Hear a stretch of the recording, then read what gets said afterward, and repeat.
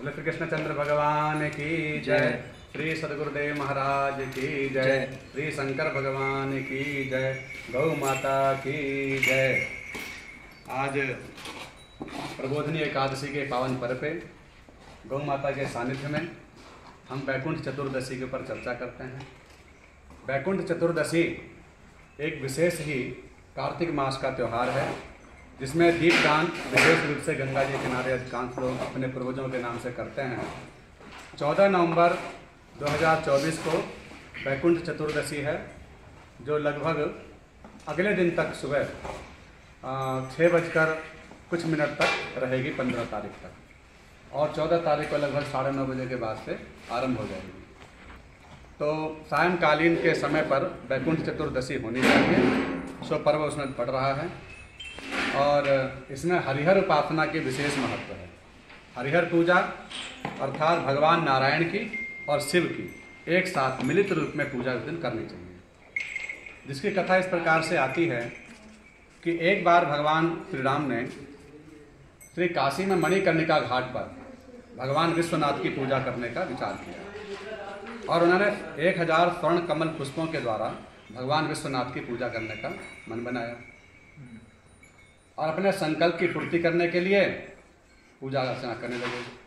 भगवान का कर्तव्य है परीक्षा लेना, और परीक्षा लेने की दृष्टि से भगवान शिव ने एक कमल का पुष्प छिपा लिया। तो छिपा लेने से जब उनको एक पुष्प कम दिखाई दिया, तो ये विचार करके कि पूर्णता कैसे हो, जो मैंने संकल्प लिया था कि 1000 पुष्पों के द्वारा भगवान शिव के सहस्त्र नामों से मैं अर्चन करूँगा, तो पूर्णता कैसे हो। तो अपने आप के कमल नेत्र का विचार कर दिया कि मुझे लोग राजीव लोचन बोलते हैं, कमल नेत्र कहते हैं, कमल नयन कहते हैं। तो भगवान ने अपनी बाण की नोक से अपने नेत्रों को ही निकाल करके भगवान शिवलिंग पर चढ़ाना चाहा। इस भक्ति भाव से और इस त्याग की पराकाष्ठा को देखकर भगवान भोलेनाथ प्रकट हो गए और उनको हृदय से लगा लिया। बोले वास्तव में आप जैसा मेरा कोई भक्त न होगा न हुआ है। और भगवान राम के लिए भी यही बात है कि राम के प्रति भी भगवान शिव जैसा कोई भक्त न हुआ न होगा। दोनों एक दूसरे के अनन्य भक्त हैं और अनन्य स्वामी मानते हैं। सेवक स्वामी सखा सिय पीके, तीनों प्रकार का संबंध एक दूसरे के प्रति मानते हैं। तो मणिकर्णिका के उस स्थान पर ये लीला हुई। भगवान शिव ने कहा कि आज वैकुंठ चतुर्दशी पर्व मनाया जाएगा, अर्थात कार्तिक शुक्ल चतुर्दशी में प्रभु आपने पूजा सेवा की है, तो आज से जो भी यहाँ पर कमल पुष्पों के द्वारा अर्चना करेगा, या हम दोनों का एक स्वरूप मान करके, हम दोनों को एक ही मान करके हरिहर भगवान की पूजा करेगा, उसे निश्चित ही वैकुंठ की प्राप्ति होगी। और सुदर्शन चक्र वरदान के रूप में भगवान श्री राम जी को, नारायण जी को अर्पण किया गया। तो ऐसे भगवान भोलेनाथ हैं, अवघर दानी हैं, सब कुछ देने में समर्थ हैं। तो दीपदान भी इन दोनों के नाम के ही करना चाहिए। अगर किसी ने केवल विष्णु नाम से दीपदान किया, लेकिन अगर शिव भगवान के नाम से दीपदान नहीं किया, तो भी उसे दीपदान का पूर्ण फल प्राप्त नहीं होगा।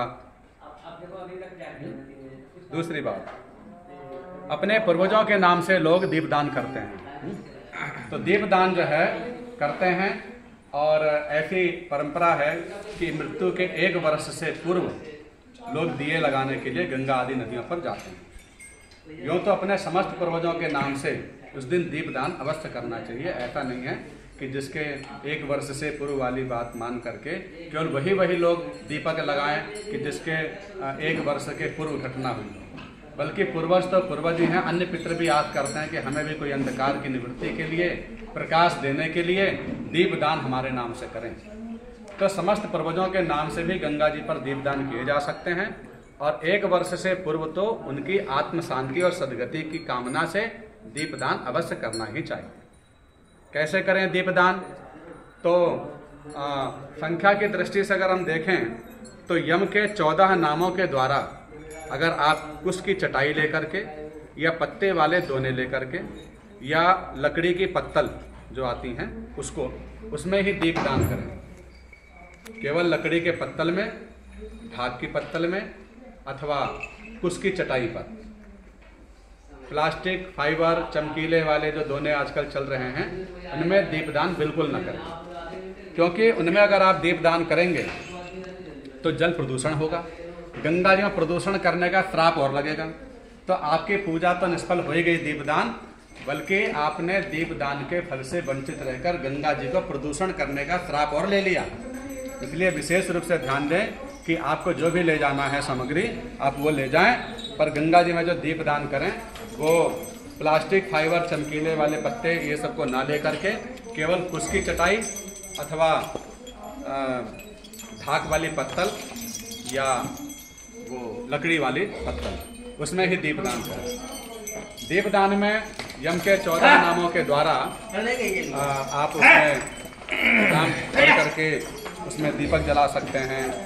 और दीपक जलाने के बाद उसके अंदर दीपक जला करके यम के 14 नामों से काले तिल, थोड़े से फूल और किशमिश के 1-2 दाने ये पत्तल में डाल सकते हैं दीपक के साथ। और यम के 14 नाम पढ़ करके उसमें दीपक जलाएं तो और अच्छी बात है। यमाय नमः, धर्मराजाय नमः, मृत्यवे नमः, अंतकाय नमः, ये सब। और नहीं तो आप केवल पूर्वजों के नाम से भी दीपक रख सकते हैं। 7, 11, 21, 51 जितने आप चाहें उतने भी दीपक प्रज्वलित करके प्रवाहित कर सकते हैं। कम से कम 7 हों, 11 हों, 14 हों तो अच्छी बात है। 14 की संख्या चतुर्दशी का दिन है, इसलिए विशेष रूप से बताइए क्या करें, कैसे करें। तो उसके अंदर हम जो है संकल्प विशेष करें। सर्वप्रथम वहाँ पर शाम को लगभग 5:30 बजे से गोधूली बेला आरंभ हो जाएगी। तो शाम 5 बजे के बाद आप दीपदान कर सकते हैं। रात्रि पर्यंत दीपदान चलेगा। तो गंगा जी पर जाकर सर्वप्रथम स्नान यदि करना चाहें तो स्नान करें, अथवा स्नान करके जाएं तो गंगा जल के छींटे लगाएं। सर्वप्रथम स्थान को गंगा जी को प्रणाम करें, प्रणाम करके जल हिला दें और जल हिला करके फिर आप जल हिलाने के पश्चात आचमन इत्यादि करके हस्त प्रक्षालन करके और हाथ में जल लेकर ये कहें हमारे अमुक नाम के माता अथवा पिता की सद्गति के लिए और गंगा जी की कृपा प्राप्ति के लिए, उनकी आत्म शांति के लिए हम ये दीप दान करते हैं।